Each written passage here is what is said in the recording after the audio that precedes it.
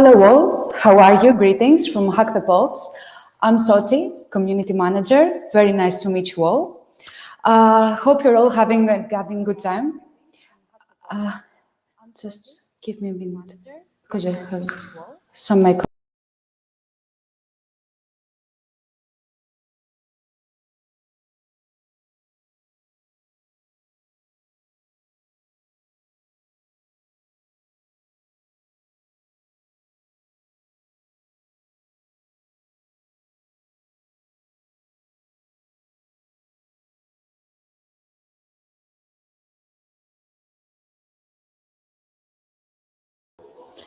And we are back.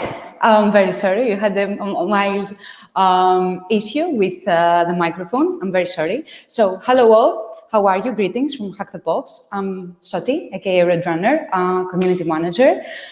Really happy to meet you all. Hope you're safe, hope you're happy, hope you're all having an awesome time hacking. Let's start. First of all, let's do, before we jump on to say hello to our awesome guest today, Shaun, I want to do a little recap of what happened the past month in Hack the Box.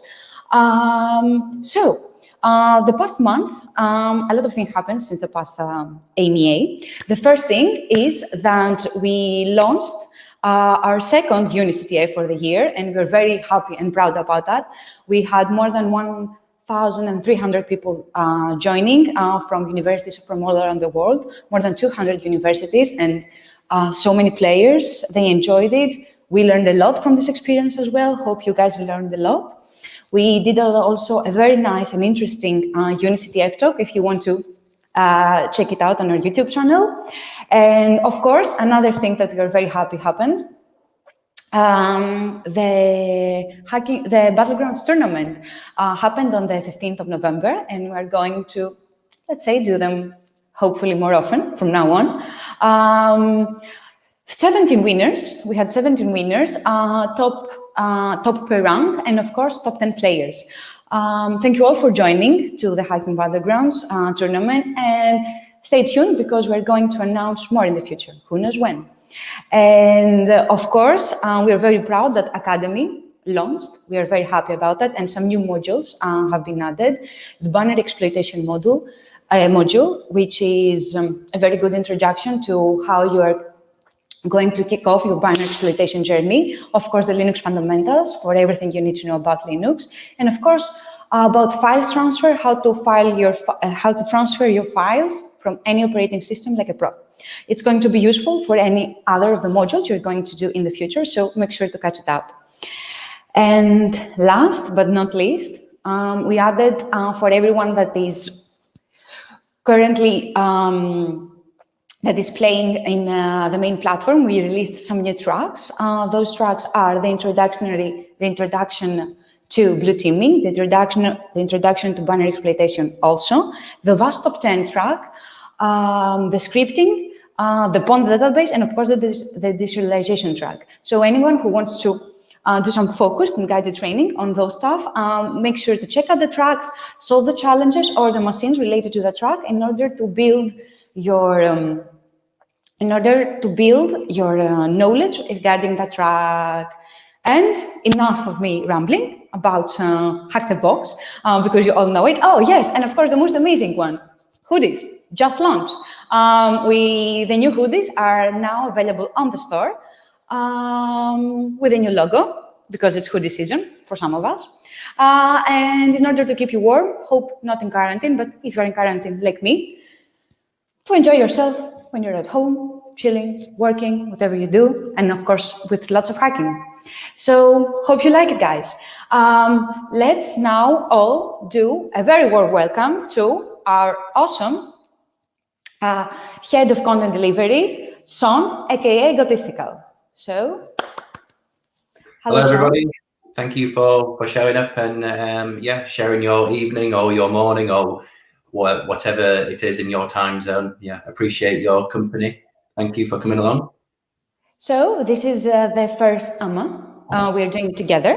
The second AMA that we're doing in a few. Do you want to to Shaun to share a little bit about who you are and what you do in Hack the Box for everyone to understand what it means to be the head of content delivery. Yeah, sure. So yeah, my name's Shaun, head of content delivery, and my role essentially means that any product that we release, whether it's a weekly machine, a pro lab, an end game, a CTF machine, challenge, any sort of product that we put into the public space comes through content delivery, the content delivery department, and we essentially QA that product. So again, whether it's a weekly machine or a pro lab, we'll play through that machine, we'll test it rigorously, and then we'll say, oh, now it's time to, it's okay to ship now, or it's okay to, we'll give it a big green tick, as it were, and say that it's ready to go out. So, and that's basically what I do. Anything that we release comes through me, or at least the content delivery department. Awesome. So after we did a little brief of what is a content delivery, or for everyone interested maybe to join, I don't know, to this department, make sure always to check our /careers in Hack the Box website to check out what is going on. And let's start with the questions. At the end, we're also going to announce the winners from the questions that won their monthly VIP Plus from the submissions. And also, for everyone hearing us, do not forget to apply your questions, add your questions to the YouTube comment section for Shaun and our awesome moderators from Discord. Many thanks to them, because they are helping us moderate the channel, moderate the questions, and they will pick some of the questions and we will answer them after the end of the MEA. So make sure to leave your questions or here on YouTube or our Discord MEA channel. So let's go on. So, of course, this is the first one. How did you come up with this nickname? It's something that I never asked you, actually. I think the SW is... yeah, I know. I was expecting this. So the SW hopefully is self-explanatory. It's just my first and last initial. The egotistical bit came up from, if you rewind to 2013, I think it was 2013 or 2012, when Edward Snowden released the NSA files, and there was a section in it called Egotistical Giraffe, and it described how various intelligence firms were exploiting Tor users, the onion ring, and exploiting a browser vulnerability. And they named it Egotistical Giraffe. And just at the time, I just thought, what a silly name that is. And I adopted it into my own moniker. And indeed, Egotistical Giraffe is my GitHub handle as well. So when I would join Hack the Box, I kept it and thought, well, Egotistical Giraffe is a little bit of a mouthful. So I got rid of the giraffe bit and just thought, I'll just put my initials on at the end. So that's how I came up with Egotistical SW. It's not the best hacker. I never intended it for it to be a hacker handle. But yeah, that's how it came about, just from the Edward Snowden files and me thinking the name's a little bit silly. Contrary to popular belief, I am not an egotistical person. I'm the least self-centered person there is. So it's a bit of a juxtaposition. But yeah, that's how it came about. Yeah. Well, I have to know that it's a very nice story. Where I always think it, like, when you can, well, actually you don't know that. When you first joined Hack the Box, it was about, I think, December or January. December, right? That's right, yeah. Nearly a year ago now, yeah. So you close a year now next month. Yeah, absolutely, yeah. 23rd is my 1 year anniversary.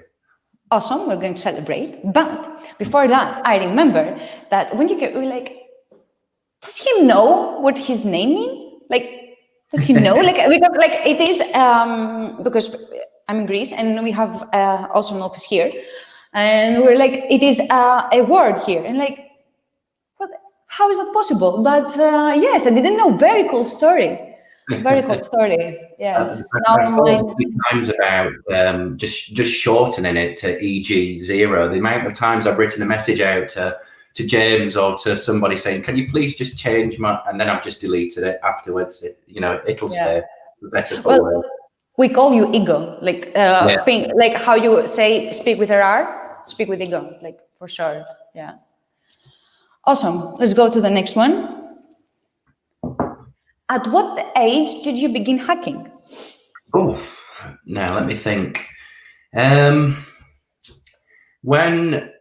I first got a computer, they weren't as ubiquitous as they are now. They're not, look around. I mean, there's like 7 computers in here. I've got a watch on that's a computer. But when I first got a computer, it was a really big deal. And I think I must have been about 12 or maybe 13 years old. And I got my first computer. I think it was Windows. What was it? I think it was Windows 95, my first machine. So giving away my age a little bit there. And then I just fell in love with using computers, just trying to break them intentionally and unintentionally sometimes. And then as I got a little bit older, I think it must have been, I don't know, because they didn't really teach computing or computer science.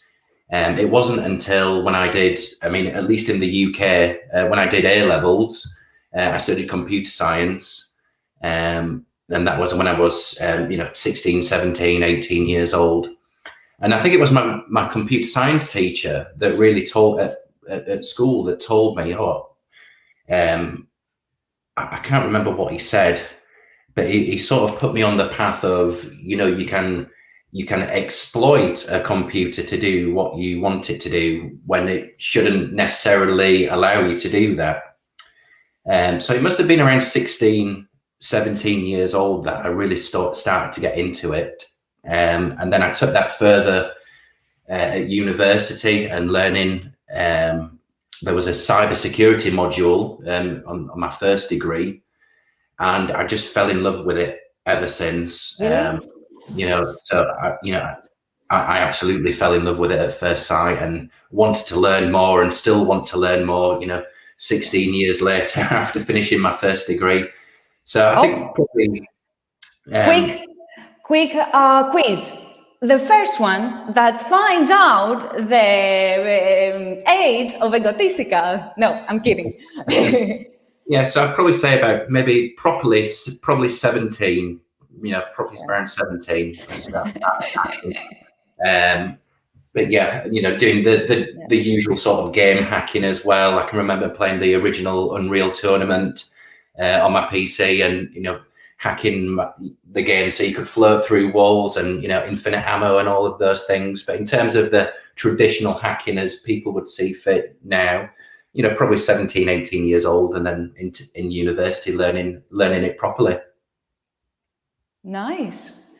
So I think though we kind of covered it, like what got you started on the industry, and I think is done. But the next from the same user is what keeps you interested and motivated to work hard and keep learning? So what got me started? So just following on from the last answer, really, finished my degree and I was looking for a job, and really randomly we had a jobs fair at my university. So jobs fair, a lot of companies come together in the same room and they try and get the best graduates. And I was just sort of, I was just walking around, minding my own business, going from booth to booth. And then I saw a booth with nobody at it, and it's just a big banner saying cybersecurity. And that sort of piqued my interest. So I walked over and just had a bit of a chat with them. And these people, unbeknownst to me at the time, were a branch of the British government called GCHQ. So in the UK, we have 3 branches of intelligence. There's MI5, MI6, all the fancy James Bond stuff. And then we have GCHQ, which is sort of the equivalent of America's NSA. And then I got a job working at GCHQ. And I worked there for just under 2 years. But that's how I started in the industry. In terms of what keeps me interested and motivated, I've always been a lifelong advocate of learning, and I've always wanted to learn more. And every single day, especially working at Hack the Box with so many talented individuals, we're always learning every single day. I think having a passion for something really keeps you interested. I don't really have to motivate myself to work hard, because if you enjoy what you're doing, you're never going to work hard, if that makes sense. Especially in InfoSec and cybersecurity, there's always something else to learn. And anybody that says that they know everything is just, I don't believe them, to be honest. There's just so much to learn. And yeah, I'm going to try and learn as much as I can, because I love what I do. Nice. Well, it is true, and you're quite humble, because I didn't know a lot of stuff that you said today and shared with us. So that is very, very, very nice. So thank God that there was like this huge cybersecurity sign that made you go and brought you to our path. So let's go to the next one. What is the secret ingredient? What is the secret ingredient one should consider focus the most during box creation? I was waiting for this question. Yeah. How to make your box to be successfully submitted and be released? This is a really good question to answer, and I'll try and not ramble. We have 40 minutes. This might take up the next 40 minutes, Scotty. If I start rambling, just give me a secret sign. Just do this or something. Okay, I will try. The secret ingredient. There is no secret ingredient. If I'm completely honest, there is no secret ingredient. Looking at a box, I must look at maybe 10 boxes a week. The main things that people should, in my opinion at least, the main things that people should focus on: realism, fun, and stability. Now, realism, because we are a pen testing platform, we're not a CTF platform. We want to release content that, we are a CTF platform, we do CTFs, but in terms of the products that we release, we want to release real world vulnerabilities and, simulate something that could be found in real life engagement. It was a good balance, actually, a good balance of realism and CTF. Absolutely. We want to showcase content that is real life applicable. So if somebody's going to do a machine or a pro lab or an end game on our platform, we want to showcase something that they could encounter on a real pen test or a real engagement. We want to equip users with skills and expose them to real life vulnerabilities, I guess. We don't want to be advocating something that isn't real life applicable. In terms of fun, again, that is really hard to describe. What makes a box fun? What might be fun for me might not be fun for person A, person B.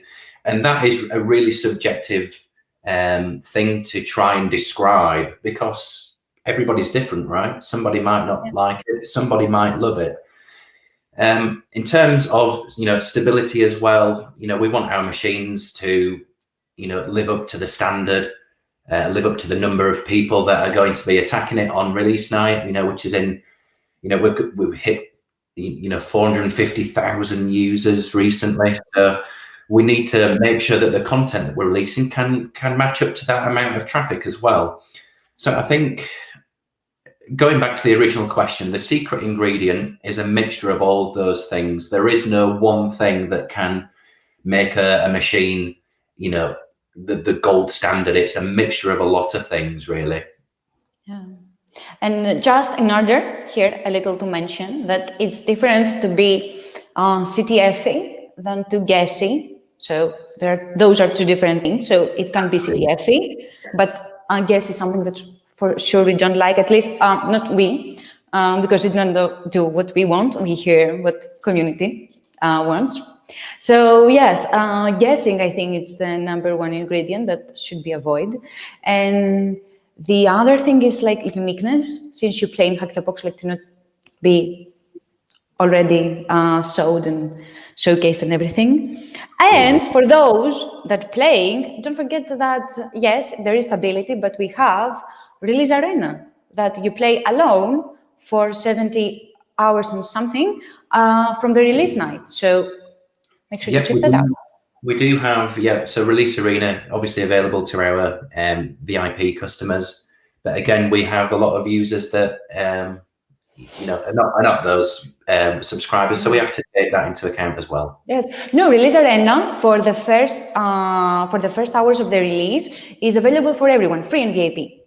And then only the VIP users, the VIP Plus users, have their own instance for each box. But for the first hours, the first 3 days of the machine release, everyone can play in their own dedicated instance.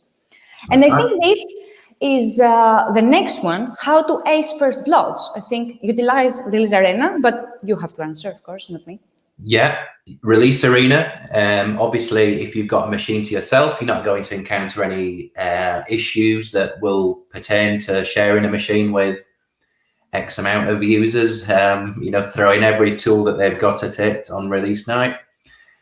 Again, it's a really tough question to answer, and a little bit of me wants to say join A team because guys seem to be really, huge respect to those players and the skills that those players have got.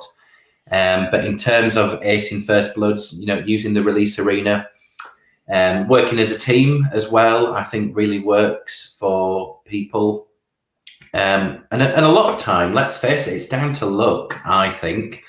There's obviously the skill element of actually being able to be the first person to get user or get root or admin on a machine. But sometimes you might stumble across a machine and you think, you might have seen it on a real engagement before. You might just be able to enumerate quicker than other users. Again, it's quite a tough question to answer. I think using enumeration, because that's the most important stage, right? Using your enumeration skills to the fullest. And hoping you get there before the other person does, really. Again, who's playing on release night. It depends on the difficulty of the machine, the OS of the machine. A lot of it factors in. But acing first bloods, I would love a first blood myself, really. So I'll let you know when I get one. Well, actually, yes. There is a little bit of luck factor. And make sure, guys, to check out our posts, because when we post a machine, we always try to sneak something, not every time, but sometimes. So just a heads up. Let's go to the next one. What's something you are proud of? In or out of Hack the Box? I'll answer both. I'm proud of my two children. My 2 boys, super proud of them. But in terms of professional pride, really proud to work at Hack the Box. Before I joined, I was an avid player. It got to the point where I was spending most of my day in my current job trying to do as little as possible. This isn't going to put me in the best light, but I was trying to do as little as possible so I could just squirrel away on my machine in the corner of my room and just play Hack the Box. So super proud to represent Hack the Box. In terms of releases, Dante, really proud to have that released on the platform. If you would have told me a year ago that I would have my own Pro Lab on the platform, I would have probably just laughed. So super proud how that's been received by the community. That's about it, really. Nice. Well, yes, Dante, for sure. It was a hit and everyone loves it and we're very happy about this lab. So let's move on to the next question, because I see some comments where we find these questions. We had for 2 weeks a survey all over social media and some pings again and again and again to submit your questions. So we have them prepared and gathered for the day of the AMEA or the day of the AMEA. But of course, if you want, guys, you can always leave your questions, as we said, additional questions here or our Discord channel. So let's move to the next one. Well, I actually picked this one because I find it very to the point. So while hacking, I will do a sum up. There's a lot of Googling, and it's CTF. However, how much like you're trying, sometimes nothing seems to work. So what is your thought of process when you're stuck at some point that nothing seems to work? Like, what do you do? Good question. I know. Very good question. Yeah, thank you, whoever submitted this one. You know, we've all been there. You know, attacking a machine, whether it's in or outside of Hack the Box. You know, we're attacking a machine, and we feel as though we've tried everything. But obviously, especially when it comes to Hack the Box, there's always a way to hack that machine. You know, every machine we've released today is hackable. You know, that's the whole point, right? So I think my biggest tip would be, and it's such a cliched answer, but it's to enumerate more. Keep on enumerating. If you've not found a way in, or if you've not found a way to get a foothold onto a machine, you know, go back, look at your enumeration, look at your scan output. Like, for example, Nmap, is there any switches that you can add to Nmap to maybe get a different output? Are there any additional services running? If so, what sort of enumeration can you perform on those services? Yeah, enumerate hard. You know, it's such a cliched answer, but I think that is the answer. If you're stuck, go back and enumerate further. Or like to take a breath. Take a break. Go and have a walk around your house or outside if you can, wherever you are. Take a break. And you know, I remember when I was doing one of my certifications, I was stuck on a machine. I took a walk around my field, and I had a brainwave, and I ran back home, and it turns out all I needed was a 20-minute walk, and just to get away from the screen. Really, I think that's a really good point, Soti, that you mentioned, having a break and just removing yourself from the screen and not letting it overwhelm you, and sometimes just going back to basics really helps. Yes, for sure. Thank you.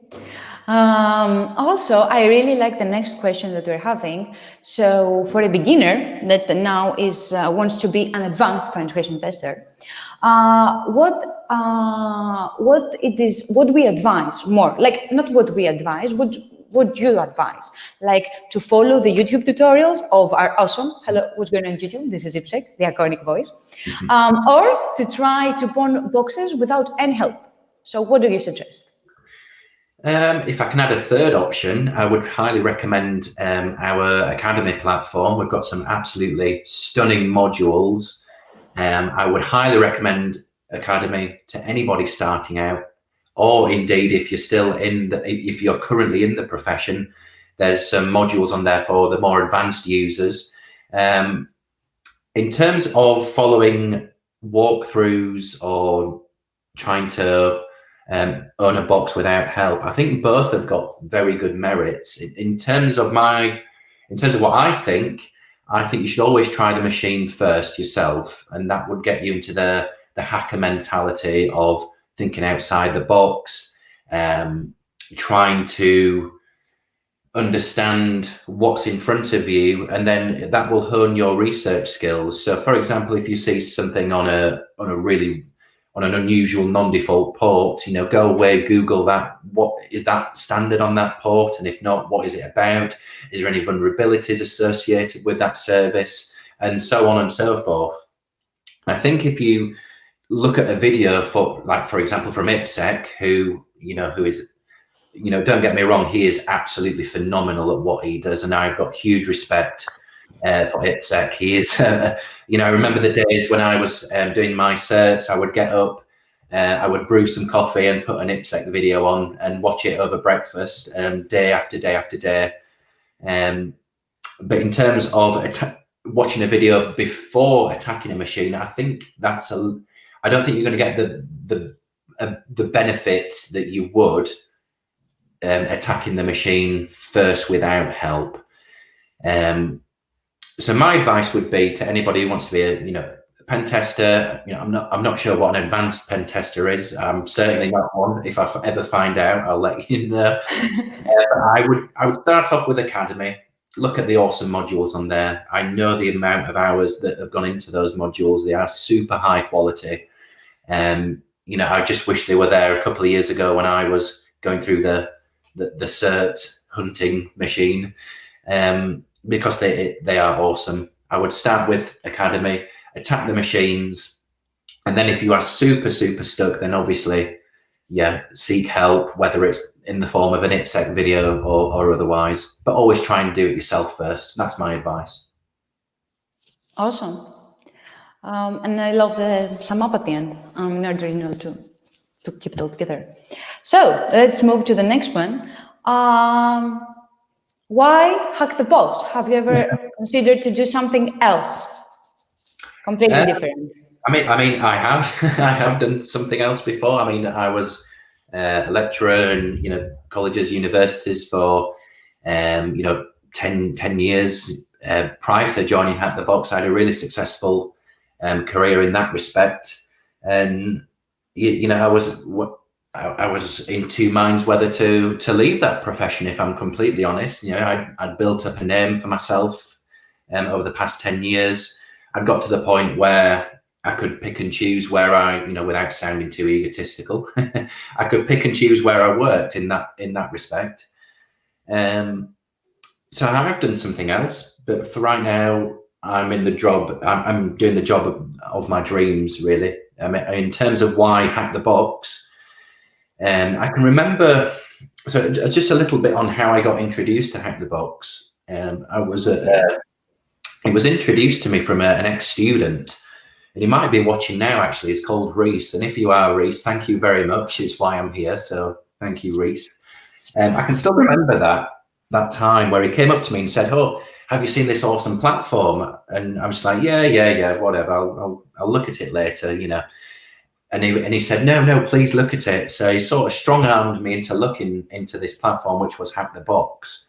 And then I stumbled across the invite code challenge, and I just thought, oh wow, this is interesting. I've not seen a website before that you've got to actually hack into in order to reap the benefits, and it was so cool. I must have spent, I'm not going to say how many hours it took me to hack in actually, but it was so cool.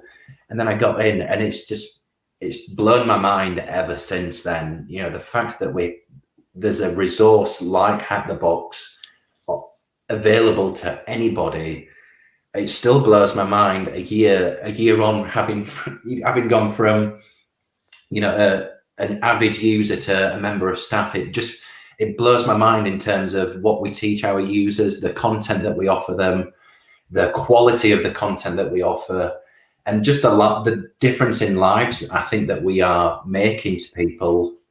And so why Hack the Box? I truly believe in what we're doing. I absolutely love the message that we put out and what we're trying to achieve. And I love everything that we do. So, it wasn't with, it was with real consideration, me leaving my career to essentially start again, really. But I've not regretted it, and I've loved every day since. So I would do it all again in a heartbeat. Thank you very much, Shaun. Thank you all for joining the team, and for taking this leap of faith, because you're a core member of the team, and thank you very much for your effort. Very nice. Actually, I didn't know that also. Well, I was hoping that you will share your secret passion about music, but you didn't. And if you don't have that question, maybe it's a pop-up question now. Maybe. So what is your favorite kind of music, and what's your jam? Because I know. Well, a little bit, you definitely know, Soti. A little known fact about me is that I'm a qualified music teacher, and I've been qualified since I was about 16 years old, and still do it today. I've still got a student who's actually a next door neighbour who I teach on guitar. So I play anything with strings really, but my main sort of instrument is guitar, electric guitar. I love music, really passionate about music. And my favorite music is probably rock, metal, heavy metal, you know, any sort of weird subgenre of metal as well, like, you know, sludge, or, you know, any sort of like metalcore. If it's heavy, you know, I will like it. Yeah, love it. Who knows? We may have a Hack the Box band one day. Well, I know that I will not join. Everyone can understand I don't have the voice or the music. But I will try to do something. I will entertain. Maybe. I will open, yes. I will say the hello at the first and at the end, like at the beginning. So let's go to the next one that is still a little personal. What's your favorite food? Oh, that's easy. Curry. Yeah, Indian food. I absolutely love curry. Actually, when this AMA is over, I'm actually going to go and get a curry to chew down on. But yeah, and again, a little known fact. I don't know if this is boasting or bragging or whatever, but some people might find it interesting. I have eaten the world's hottest curry, the spiciest curry. I have eaten it. Yeah. I've got a certificate and everything. Really? So what do you mean you have tasted the hottest? Like, is there a certification about that? There was a competition? Yeah. Like, how that happened?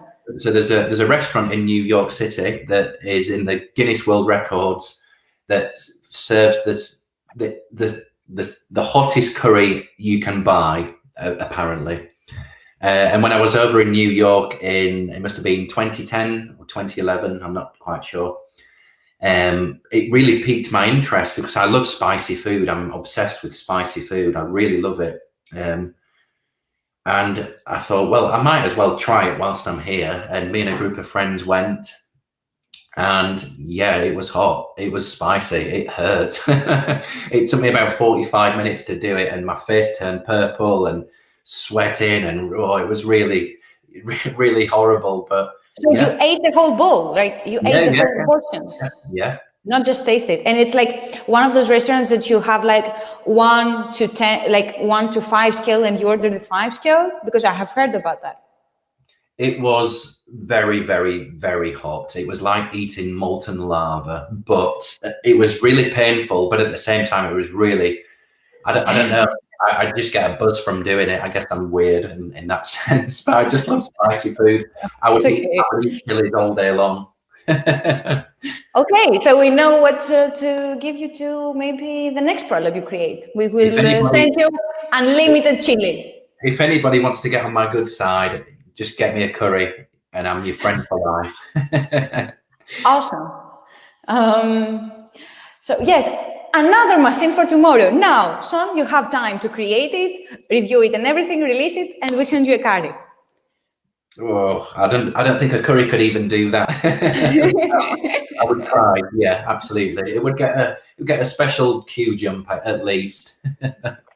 Okay, so let's go to the next one that I think it's related to the presentation that you did for the UNCTF, because you did a presentation about AD hacking. Anyone that is interested to hear about this talk, you can check it on your YouTube channel. So best way to learn AD, what it is?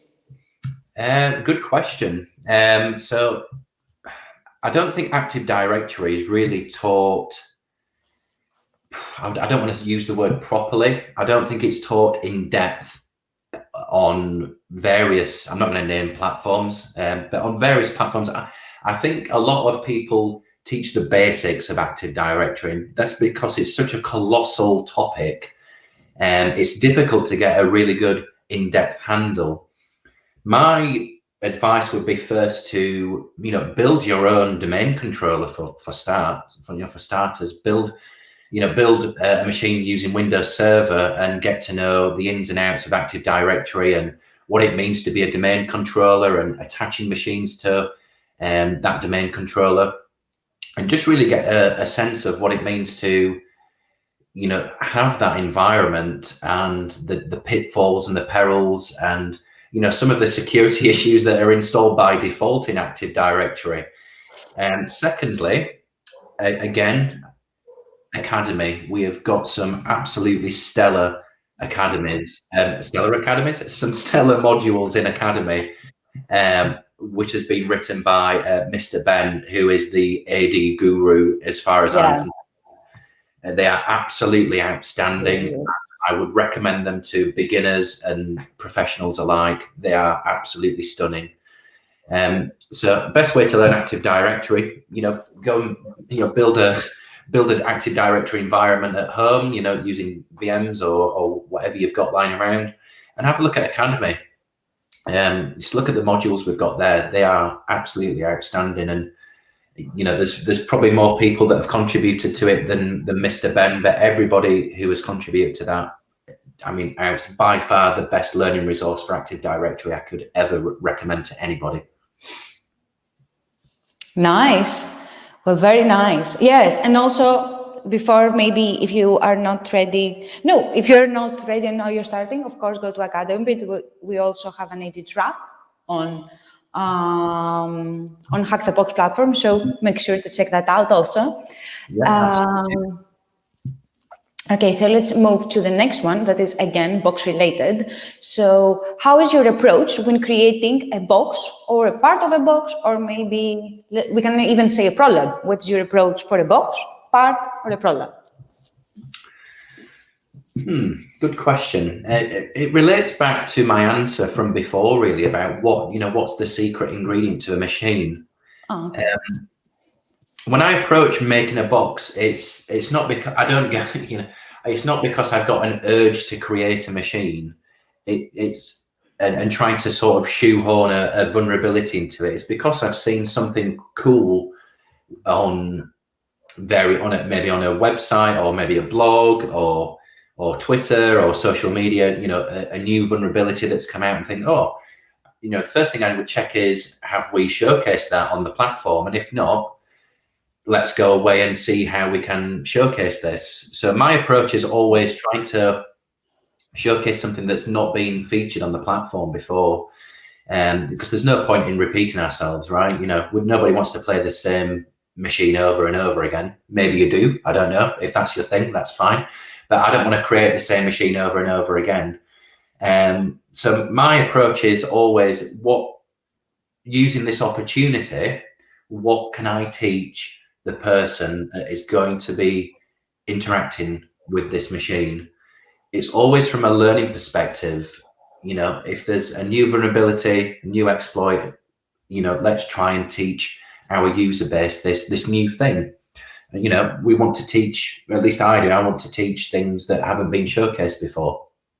In terms of prolabs, my approach when designing and creating Dante was, how can I make this as beginner friendly as possible, make it approachable for a beginner, and again, teach that demographic of beginners, new skills, new techniques, getting them to think outside the box. There's things in Dante which they might not have encountered before.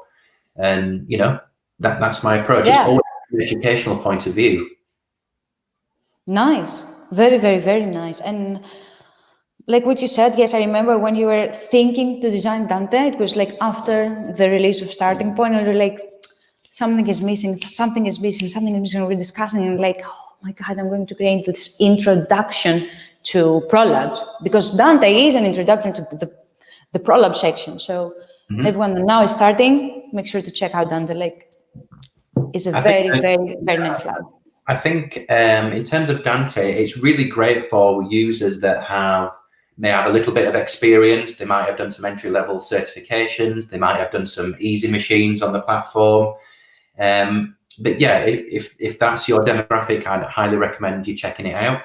I don't think it's too spoilery to say, as an exclusive, there might be something that we're working on at the moment which might appeal to certain demographics as well. I'm not going to spoil it or say anything, but there is something in the works as well which I'm working on to hopefully share with everybody early next year. So yeah, keep your eyes peeled, folks. We can't wait. As person of the community, I have to say, I think it's going to be awesome. There is another thing. So I think this user must really closely checking out the platform because look at the question. There was an incident where you rejected your own box. And I thought only Michaelaris does that because Michaelaris is in charge for the City of Challenges. Like, we can share this funny story, I think, now. So we have seen Michaelaris creating a challenge for a week, and maybe then after submission rejected with the phone in the challenges channel, like, no coherent path, blah, blah, blah. And it's like, but you spent a week, how you couldn't say, like, it's adorable. Yeah, but what about you? I mean, whoever's asked this question, I mean, yeah, kudos to whoever's eagle-eyed enough to A, remember this, and B, put this as a question. I'm trying to remember the name of the machine, actually. What is it? I don't know if people in the chat can remember. Let's see. Slick. That's the name, Slick. It was Slick. So I remember So Slick, I submitted I created it with the intention of releasing it as a weekly machine. And then I passed it around some colleagues, and they were a little bit, it's okay, but you could probably do something else with it. And yeah, I was like, fine, okay. And that, long story short, Slick, which is the machine in question, ended up in Dante. So I took that machine and, really? So I don't want to waste, I hate wasting things, whether it's machines or otherwise. So yeah, that got put into Dante because whilst we thought it wasn't an appropriate machine for a weekly machine, it does have a really nice fit in Dante. So that's what ended up to Slick. It's resting in Dante at the moment. Nice. I didn't know the story. Very nice question. Yeah, really good. Well done. So next language. I gave out the question. What is your favorite programming language? Now, I need to preface this with I am not a programmer by any stretch. I wouldn't say I'm a developer at all. I try to be. It's just not my bag. I can look at a program. I can look at source code. I can do a source code review fine, but I'm not a programmer. I'm not a developer. It's not who I am. In terms of my favorite programming language, it's probably got to be Python. I've written a couple of educational texts, books on Python, and yeah, I think it's really easy to learn. The syntax is dead simple. The only thing I don't like about Python is the silly indentation rules. But yeah, there's probably something I'm doing wrong. But Python, yeah, it's a really short answer. Python. I don't mind, C, C#, C, all of the derivatives of C, a bit of JavaScript. I'm not allowed to say HTML, am I? Because it's not a programming language; it's a markup language. So, sorry, devs, I don't want to. But yeah, Python. I like Python. Nice. So let's go to the next one. Well, I want to hear that because I can think of times that you have said that, and I want to understand what is your pick from all those times. Because we have all done mistakes, right? Yes. Yes. Me, for sure. I'm yet to get the epic fail badge on the platform. I don't know how I've made it this far without getting it, because I've certainly earned that badge. Chat, are you out there? Like, chat, if chat's watching, feel free to give me that badge. But there's a few times where I thought, oh damn, to put it mildly. I can remember the first machine that I queued up for release back in January this year. So I joined the company last December when we had a 2-week break, and I used that 2-week break to test the hell out of every machine that was submitted. And the machine that I chose for the first machine to be released in 2020 was a machine called OpenAdmin. And I was really excited because it's the first machine that I've tested and said, this is good to go. We're all good. I remember getting ready to celebrate that night. I was actually at a party elsewhere, back when we could go out to people's houses. And I was really excited, had a bit of a party, and then the machine was released and it had SMB version 1 enabled, which basically just meant it could be pwned instantly. And it didn't get off to a good start, if I'm completely honest. And I was miserable for the entire weekend. And I still have nightmares about that, if I'm completely honest.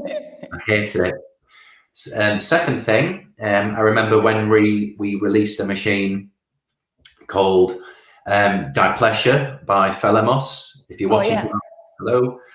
Dipleasure, I loved the machine, but it turns out we released the machine with a password hash that was at the bottom of a word list, and it would take hours upon hours to crack. So I still remember that night. It was Felamos, myself, and James, aka Goblin, trying to rectify the release. And I was working probably 11 p.m. till about 5 a.m. trying to get that out, trying to get it fixed for the community. And I think maybe a handful of people might have noticed it, but I think for the most part, we sort of got away with it. But that was one of the times. I'm trying to think of, I said 3, didn't I? The most recent release, last week, Serial. That machine. Yeah. Hello, Fiseas, if you're watching. Oh, Fiseas, if you're watching, all 3 of you, namaste. I pray at the altar of the entire infra team. As far as I'm concerned, they're absolute gods. For those of you who playing last week on release, you'll notice that we had a 5-minute delay from our start time. I'm not going to go into details because I'm still suffering from post-traumatic stress disorder. And the least said about that machine, the better. Luckily, it's been really well received on the platform. I think it's at 5 stars at the minute, so it's really good to see that everybody's efforts were paid off. But those 3 really stick out. In order to say something, because as I say, the AMAs is not only some AMAs about everyone who is a guest here, because it will not be only Hack the Box staff, but it will be more people. But it's also, I think, Hack the Box behind the scenes, what is going on. So let's share the story about who is like Theseus. So says a guy that why I say all 3 of you. So it's not that there are 3 people. It is one person, but for many different tasks, we ask the same person.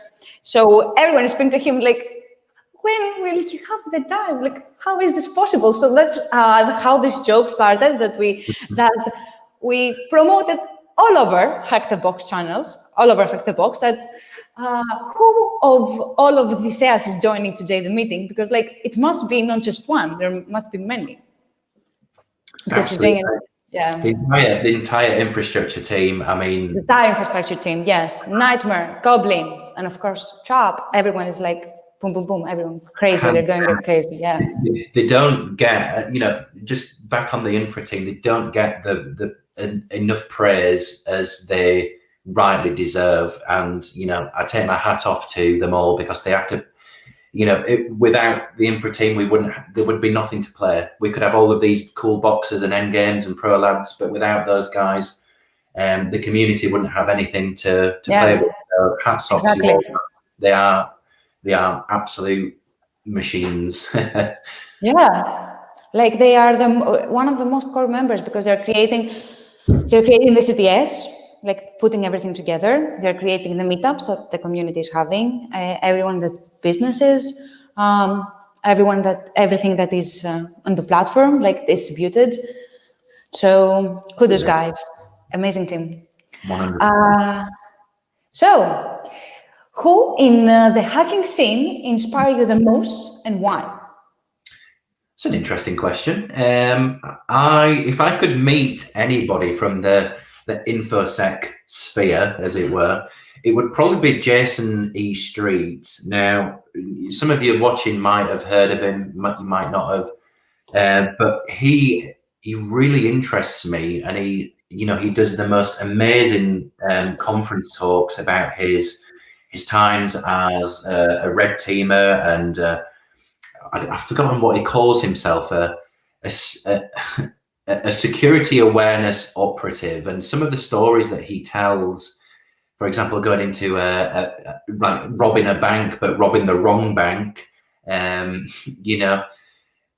he's a big inspiration, and the things that he stands for.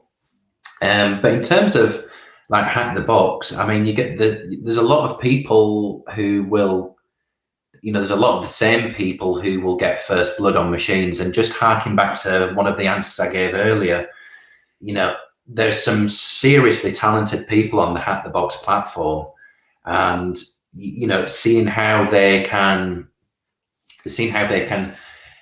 sometimes like solve a machine from start to finish quicker than some of the content delivery guys can actually finish the machine with the write-up. Those guys that are consistently doing it really inspire me to, make the platform better, release better boxes, not necessarily harder boxes, but just more, again, I don't want to use the word interesting, but more engaging content. Okay, very nice. And now to the next one, although I think we replied that, what's the biggest architectural challenge facing Hack the Box as it continues and continues and continues to grow? And thank you all for that. I mean, we're nearly at 200 machines now on the platform, or we will be in a number of weeks. We've got 4 pro labs, we've got countless fortresses, end games, we've got a backlog of all of that, that we're going to share with the community. In terms of architecture, probably somebody from infra will be better suited to answer this, but all of those things take up space and resources, and I think the challenge is just making everything fit in a way that is in the best quality that we can provide, really.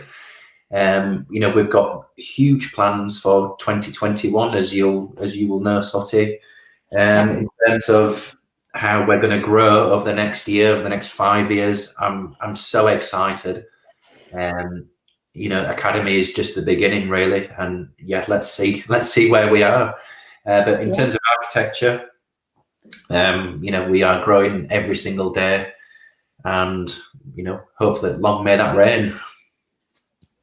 Awesome. So the next question is, do you believe that automated pen testing in combination with AI will replace most of the manual existing work in the field?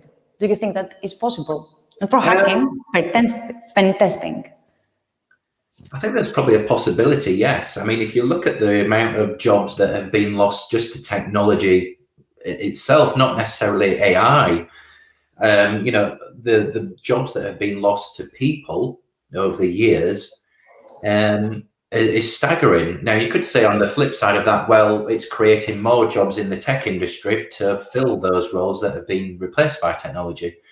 But I think, automated pen testing, will probably replace at least some of the grunt work, as it were. But I don't think there's a replacement for an actual person. If we take teaching, for example, or lecturers, we've all had inspiring people along our journey, whether that's at school, college, university, in a job, maybe in a circle of friends or whatever, or in a community group. There are real people behind that, and I think there's only so much that you can replace in order to get the benefit. In terms of pen testing with AI, sure, it will probably do some good. It will probably save some people some time and money and resources, but I don't think there's ever a replacement for a good a good skilled person behind the keyboard. Nice. And we are finally to the last question, not the last question, the last question from the ones that are pre-submitted. And afterwards, we're going to pick the ones that you submitted in the channels. So, cool. Okay, so the last question is from me. So, who is your favorite HTB coworker? You can reply, you can avoid, you can do whatever you want. Pass. I'm actually thinking that I may use this for every MEA, like everyone to be prepared. I can't say one person alone because that's just, it's not fair. Hack the Box is by far the best company I have ever worked with, and that's because of the people.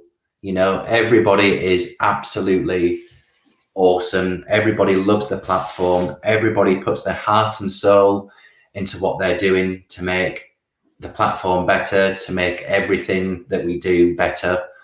In terms of people, where do I start? Obviously yourself, Soti, you know, amazing community manager, absolute, you know, we have our own private jokes, you know, we've got an understanding of each other, and you're awesome to work with. I think you're incredible.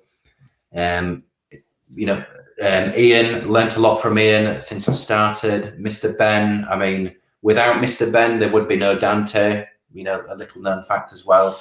He helped me, mentored me so much in that creation.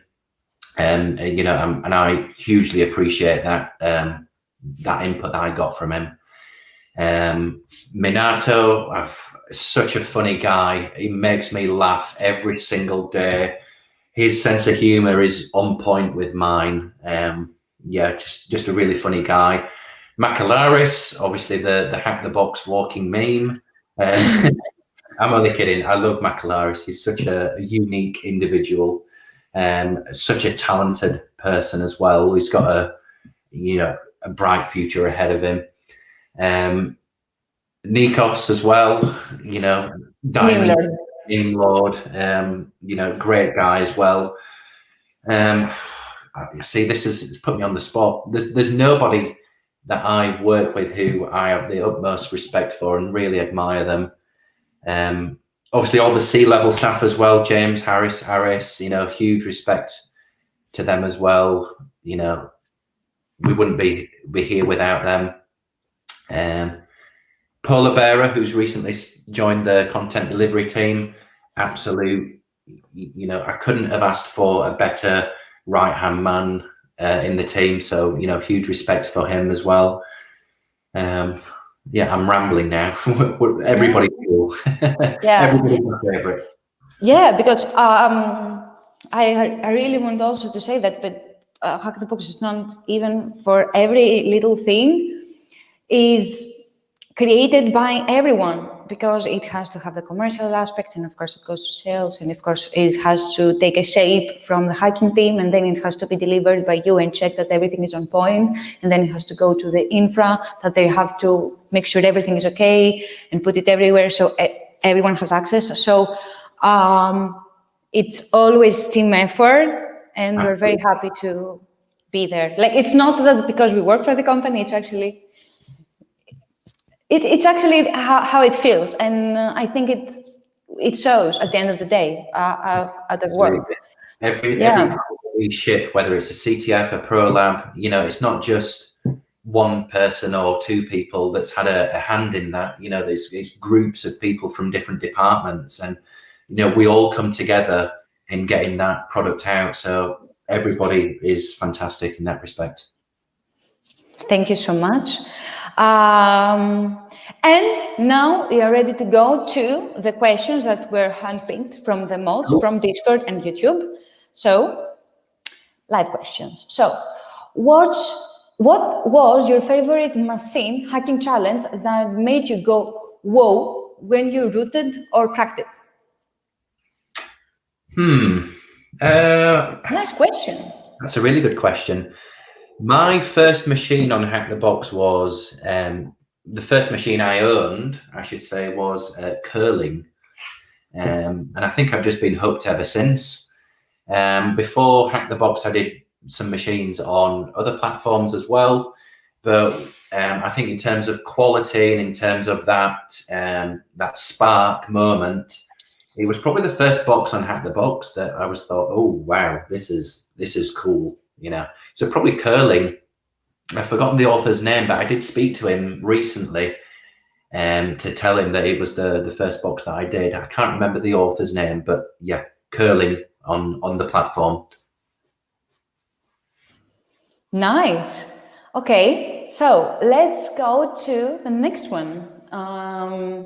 How do you manage a great work-life balance with HTB and cybersecurity? Do you have a good advice? Work-life balance is really important, especially working from home, remote working, as most of the world will find themselves at the minute. It's really easy just to forget about it all and just bury yourself in work. I've been there before. It doesn't end well. And I think you need to love what you do in terms of your profession, but you also need to have interests out of your work. You know, it's really easy to burn out, and you know that's happened to me twice before in my life, in previous jobs. You know, you work 18-hour days and never having a day off. It's not good. I think it's important to come up with a schedule for yourself, you know, and say between the hours of, for example, 9 o'clock and 2 o'clock, for example, I'm going to give 100% of my time to this task. And then at 2 o'clock, I'm going to go and do X, Y, Z, go for a run, watch a film, spend time with family and friends, etc. It is difficult. It is really difficult, especially when you're in cybersecurity as well, because there's always something else to learn. There's always something else to uncover. And, you know, take the platform as an example. You know, if you're stuck on a machine and you think, oh, maybe I could just try that scan, or I could try that exploit. It's difficult to do, and there's no sort of right answer. But my advice would be to come up with a schedule where you say, here are the hours where I'm working, but here is when I am away from my computer. I am going for a walk, getting some fresh air, enjoying the various multitudes of life outside of work. Nice. Well, yeah, it always you need a good break, and absolutely, when it's a break, to have an actual break. This is what it keeps you sane. So, your thought process. Oh no, I think we answered that. Your thought process on creating a box. Mm-hmm. What is the box that you're most proud on HTB? Oh, that's a tough one. Oh dear. I think I wouldn't say proud. I would say my favorite machine. Oh, is this going to be controversial? I'm not sure. I'm not sure if I should answer this. I think my favorite machine of the year is probably Travel. Travel was a machine by XCT and JKR of 18. And I knew testing the machine that this was going to go down really, really well with the community. I absolutely loved that machine, and every now and then I'll message them saying, you know, travel to when ? That is the one machine, not the only machine, but that is the one that sticks out to me from this year at least, where I think, yeah, that was great. That was a really good machine. In terms of machines, probably my favorite, probably either Doctor or Buff, one of those two. Nice. So, and now the last question for this AMA. How did you decide to become a content delivery person? How did that come up? Oh, now this is going to be a long answer. As I've already mentioned in a previous answer, I got to the point in my old career where I wasn't really enjoying it. It wasn't very fulfilling anymore. The only saving grace really was my students. You know, I wanted to always do right by my students. But I wasn't really enjoying the teaching and lecturing side of things, and it just didn't really inspire me that much. And I would just spend most of the day, literally just from the moment I walked into my old work, I would fire up a terminal, connect to the Hack the Box network, and just work through machines, or work through, at the time I was doing raster labs as well, you know, spend days pulling my hair out on raster labs. And, you know, it got to the point where I was just thinking, you know, how can I spend more time on Hack the Box? I was figuring out how can I not do any work and just do Hack the Box. And then I discovered the careers page of Hack the Box, and there was an opening, a position which really intrigued me. It said, you know, it said content delivery manager, and I had a read of it and thought, oh, that's something that I could do. That's something that I think I could do really well.